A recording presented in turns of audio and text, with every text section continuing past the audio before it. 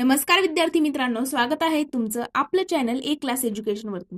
मित्रांनो, या मागील व्हिडिओमध्ये आपण PSI, STI आणि ASO या तिन्ही पदाबद्दल संपूर्ण सविस्तररित्या माहिती घेतली होती. म्हणजे जसं की वयोमर्यादा काय आहे, शैक्षणिक पात्रता काय असेल, त्यानंतर कोणत्या पदाकरिता शारीरिक चाचणी असेल, तुमची प्रमोशन म्हणजे पदोन्नती वगैरे कशा प्रकारे होते, कोणत्या जिल्ह्यात वर्क करावं लागतं, काम काय असतं नक्की, ह्या सगळ्या गोष्टी आपण मागील व्हिडिओमध्ये क्लिअर केलेल्या आहेत.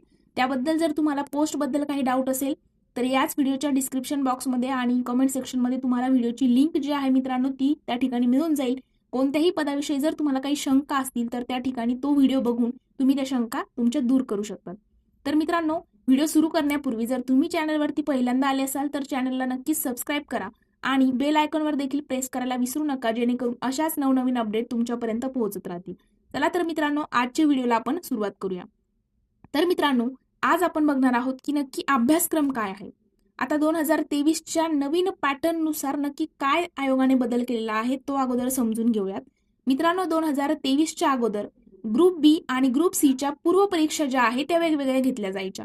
म्हणजे ग्रुप बी मध्ये PSI, STI आणि ASO हे 3 पदं होते आणि बाकीचे जे ग्रुप सी मध्ये क्लर्क वगैरे जे पदं होते त्याच्यासाठी वेगळी पूर्व परीक्षा घेतली जायची आणि PSI, STI आणि ASO या 3 पदाकरिता वेगळी पूर्व परीक्षा घेतली जायची. मात्र 2023च्या नवीन बदलानुसार PSI, STI, ASO आणि त्यामध्ये आणखी एक दुय्यम निबंधक पद ऍड केलेलं आहे.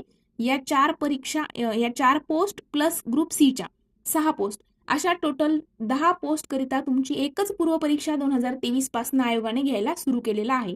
म्हणूनच आयोगाने आता काय सांगितले की गट ब व गट क संयुक्त पूर्व परीक्षा असा पॅटर्न, असा टायटल आयोगाने इथून पुढे द्यायला सुरू केलेला आहे.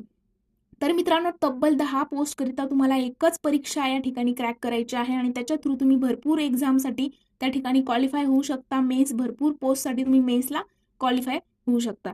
मग नक्की पॅटर्न कसा आहे, कसा अभ्यासक्रम आहे आणि पूर्व परीक्षेला नक्की कोणकोणते विषय आहेत, काय अभ्यासायचं आहे ते आपण आता समजून घेऊया. तर बघा मित्रांनो, या ठिकाणी महाराष्ट्र अराजपत्रित सेवा परीक्षा गट ब व गट क ही परीक्षा कोण घेतं तर मित्रांनो, महाराष्ट्र पब्लिक सर्व्हिस कमिशन म्हणजेच MPSCच्या थ्रू, राज्य लोकसेवा आयोगाच्या थ्रू ही परीक्षा घेतली जाते. संयुक्त पूर्व परीक्षा ही 100 गुणांची असते. स्वतंत्र मुख्य परीक्षा ही 400 गुणांची असते आणि त्याच्यामध्ये 2 पेपर असतात मुख्य परीक्षेला. मग पहिला टप्पा काय आहे तर पूर्व परीक्षा. आणि मित्रांनो, शारीरिक चाचणी जी आहे आणि मुलाखत जी आहे ती केवळ पोलीस उपनिरीक्षक याच पदाकरिता आहे. शारीरिक चाचणी आणि मुलाखत ही मी PSIच्या व्हिडिओमध्ये देखील तुम्हाला सांगितलेलं होतं सविस्तररित्या. आणि शारीरिक चाचणी किती गुणांची असते तर 100 गुणांची आणि मुलाखत ही 40 गुणांची असते. त्यानंतर आणखी एक अपवाद आहे, त्याच्यामध्ये सहाय्यक मोटार वाहन निरीक्षक म्हणजे या पदाकरिता देखील गट क पदाच्या पूर्व परीक्षेकरिता सदर अभ्यासक्रम लागू आहे. मात्र स्वतंत्र मुख्य परीक्षा 300 गुणांची होते. बघा मित्रांनो, 2 अपवाद आहेत. पूर्व परीक्षा सगळ्या एक्झाम, सगळ्या पोस्ट करिता सेम असेल, पण मुख्य परीक्षेला काय चेंजेस आहे तर सहाय्यक मोटर वाहन निरीक्षक या पदाकरिता तुमची पूर्व परीक्षेला हाच अभ्यासक्रम तुम्हाला लागू असेल, मात्र मुख्य परीक्षा स्वतंत्र होईल 300 गुणांची.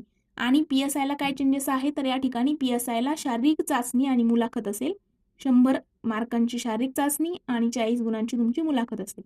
मग पूर्व परीक्षेचा पॅटर्न कसा असेल तर बघा, प्ले स्टोर वरती जाऊन तुम्ही जर स्पर्धा परीक्षेची तयारी करत असाल तर नक्कीच एक क्लास एज्युकेशन हे ऍप जे आहे ते तुम्हाला प्ले स्टोर वरती जाऊन डाउनलोड करायचं आहे मित्रांनो. एक क्लास एज्युकेशन प्ले स्टोर वरती जेव्हा तुम्ही टाईप कराल या प्रकारचा आयकॉन तुम्हाला दिसेल. हे ऍप डाउनलोड केल्यानंतर मित्रांनो, या ऍपमध्ये तुम्ही ज्या स्पर्धा परीक्षेची तयारी करत असाल, तलाठी भरती असेल, सरळ सेवा असेल, पोलीस भरती असेल, कोणत्याही प्रकारची एक्झाम जी असेल त्याच्या प्रत्येक नोट्स असतील, लाईव्ह लेक्चर असतील, रेकॉर्डेड लेक्चर असतील, प्रत्येक विषयाच्या तुमची टेस्ट सिरीज वगैरे सगळ्या गोष्टी तुम्हाला ऍपमध्ये मिळून जातील. फास्ट ट्रॅक बॅच असेल, मॅरेथॉन बॅच असतील, सगळ्या गोष्टी ऍपमध्ये तुम्हाला मिळून जाईल. त्यानंतर मित्रांनो, टेलिग्रामवरती आपलं चॅनल आहे, ते चॅनल देखील तुम्हाला या ठिकाणी जॉईन करायचं आहे.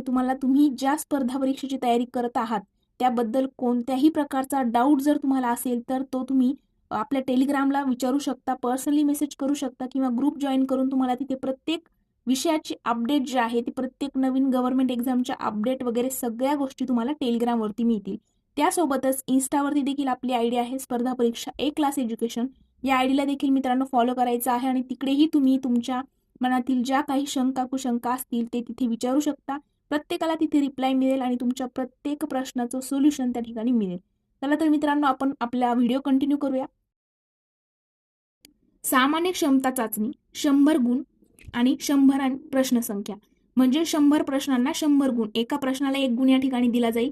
दर्जा जो असेल तो पदवीचा असेल. माध्यम मराठी व इंग्रजी म्हणजे मित्रांनो वरती क्वेश्चन तुम्हाला मराठीमध्ये असेल, त्याचंच खाली ट्रान्सलेशन इंग्लिशमध्ये, अशा प्रकारे पॅटर्न असेल. परीक्षेचा कालावधी 1 तास, तब्बल 60 मिनिटं तुम्हाला या ठिकाणी मिळतील. आणि प्रश्नपत्रिकेचं स्वरूप हे वस्तुनिष्ठ बहुपर्याय आहे. आता भरपूर विद्यार्थ्यांना डाऊट होता की 2023च्या नवीन बदलानुसार परीक्षा डिस्क्रिप्टिव्ह झाली आहे का? तर नाही मित्रांनो, ग्रुप बी आणि ग्रुप सी डिस्क्रिप्टिव्ह झालेली नाही, म्हणजे लेखी झालेली नाही. तर राज्यसेवा लेखी झालेली आहे, ती पण 2025 पासून. मात्र ग्रुप बी आणि ग्रुप सी एक्झाम जी आहे ती लेखी झालेली नाही, ती वस्तुनिष्ठ बहुपर्यायी म्हणजेच MCQच्याच पॅटर्ननुसार होणार आहे. तर मित्रांनो, आणि या ठिकाणी निगेटिव्ह मार्किंग देखील लागू आहे, ही गोष्ट तुम्ही लक्षात घ्यायची आहे. मग अभ्यासक्रम नक्की काय आहे तर तो आपण बघूया. तर बघा, पहिला विषय आहे तुम्हाला इतिहास. इतिहासामध्ये आधुनिक भारताचा आणि विशेषतः महाराष्ट्राचा इतिहास तुम्हाला करायचा आहे. आणि मित्रांनो, हा जो सिलेबस आहे यासाठी तुम्हाला कोणती बुक लिस्ट यूज करायची आहे ते देखील मी व्हिडिओमध्ये सांगितलेलं आहे. आपल्या चॅनलवरती व्हिडिओ अपलोड केलेला आहे. याच व्हिडिओच्या डिस्क्रिप्शन बॉक्समध्ये लिंक तुम्हाला बुक लिस्टची देखील मिळून जाईल, त्यामुळे कोणतीही शंका तुम्हाला यानंतर राहणार नाही. तर बघा, इतिहास जो आहे तो आधुनिक भारताचा आणि विशेषतः महाराष्ट्राचा इतिहासाचा अभ्यास तुम्हाला करायचा आहे. एवढंच आयोगाने या ठिकाणी सांगितले, बाकी पॉइंट वगैरे टॉपिक्स वगैरे दिलेले नाहीत. पण ते तुम्ही एकदा बुक्स वगैरे वाचायला सुरुवात केलं, PYQ अनालिसिस केलं, तर त्याच्या थ्रू तुम्हाला या ठिकाणी सब्जेक्ट जे आहेत, जे टॉपिक आहेत ते पण लक्षात येईल. त्यानंतर आहे भूगोल. भूगोल जो आहे महाराष्ट्राच्या भूगोलाच्या विशेष अभ्यासासह पृथ्वी, जगातील विभाग, हवामान, अक्षांश रेखांश, महाराष्ट्रातील जमिनीचे प्रकार असतील, पर्जन्यमान असेल, प्रमुख पिके, शहरे, नद्या, उद्योगधंदे इत्यादी, हे टॉपिक तुम्हाला करायचे आहेत. त्यानंतरचा विषय आहे अर्थशास्त्र. आता अर्थशास्त्रामध्ये तुम्हाला भारतीय अर्थव्यवस्था आणि शासकीय अर्थव्यवस्था असे 2 पार्ट इथे दिलेले आहेत.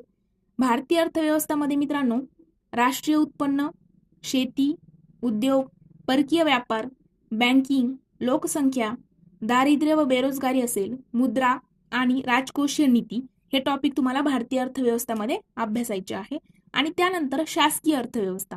शासकीय अर्थव्यवस्थामध्ये अर्थसंकल्प, लेखा आणि लेखापरीक्षण इत्यादी. आता मित्रांनो, त्या ठिकाणी अर्थसंकल्प तुम्हाला, सपोज तुम्ही 2024ची एक्झाम टार्गेट असेल तर तुम्हाला 2024-25चा अर्थसंकल्प पूर्णपणे वाचून जावं लागणार. 2025ची एक्झाम टार्गेट करत असाल तर 24-25चा अर्थसंकल्प तुम्हाला करायचा आहे. तुमच्या प्रीच्या अगोदर अर्थसंकल्प जो आहे तो होऊन गेलेला असतो, मांडलेला असतो. त्यामुळे त्याच्यावरती प्रश्न हमखास, म्हणजे अर्थव्यवस्थावरती जर अभ्यास करायचा म्हटलं तर प्रश्न जे आहेत ते करंटच्या रिलेटेड प्रश्न तुम्हाला या ठिकाणी विचारले जातात. त्यानंतरचा विषय आहे चालू घडामोडी म्हणजेच करंट अफेअर्स. जागतिक तसेच महाराष्ट्रासह भारतातील करंट अफेअर तुम्हाला करावं लागतं. त्याची देखील बुक लिस्ट मी बुक लिस्टच्या व्हिडिओमध्ये सांगितलेलं आहे की कोणतं बुक, कोणतं परिक्रमा तुम्हाला रेफर करायचं आहे. त्यानंतर राज्यशास्त्र. आता राज्यशास्त्राचं इथे त्यांनी सांगितलेलंच नाहीये टॉपिक वगैरे कोणते करायचे, पण राज्यशास्त्राला जो अभ्यासक्रम आहे तो देखील मी बुक लिस्टच्या व्हिडिओमध्ये क्लिअर केलेला आहे. याच व्हिडिओच्या डिस्क्रिप्शन बॉक्समध्ये त्याची लिंक दिलेली आहे. त्यानंतर आहे सामान्य विज्ञान. सामान्य विज्ञान या विषयाकरिता भौतिकशास्त्र म्हणजेच फिजिक्स, रसायनशास्त्र म्हणजे केमिस्ट्री, त्यानंतर प्राणीशास्त्र म्हणजे झूलॉजी आणि वनस्पतीशास्त्र, बॉटनी आणि आरोग्यशास्त्र, हायजीन, याचा अभ्यास तुम्हाला सामान्य विज्ञानामध्ये करायचा आहे. त्यानंतरचा विषय आहे अंकगणित. त्यामध्ये बेरीज, वजाबाकी, गुणाकार, भागाकार, दशांश, अपूर्णांक आणि टक्केवारी, हे टॉपिक तुम्हाला करायचे आहेत. त्यानंतर असेल बुद्धिमत्ता चाचणी. तर उमेदवार किती लवकर आणि अचूकपणे विचार करू शकतो हे आजमावण्यासाठीचे ते प्रश्न असतात. मित्रांनो, हे रिझनिंगचे क्वेश्चन आहेत. असे टोटल तुम्हाला 8 सब्जेक्ट प्रीला असतात. या 8 सब्जेक्टवरती तुम्हाला 100 प्रश्न या ठिकाणी विचारले जातात. बघ, त्या विषयांचं नक्की गुण कसे विभाजन केलेलं आहे गुणांचं ते आपण बघूया. तर मित्रांनो, इतिहासाकरिता तुम्हाला 10 प्रश्न विचारले जातात. भूगोलाकरिता देखील 10 प्रश्न विचारले जातात. हे झाले 20.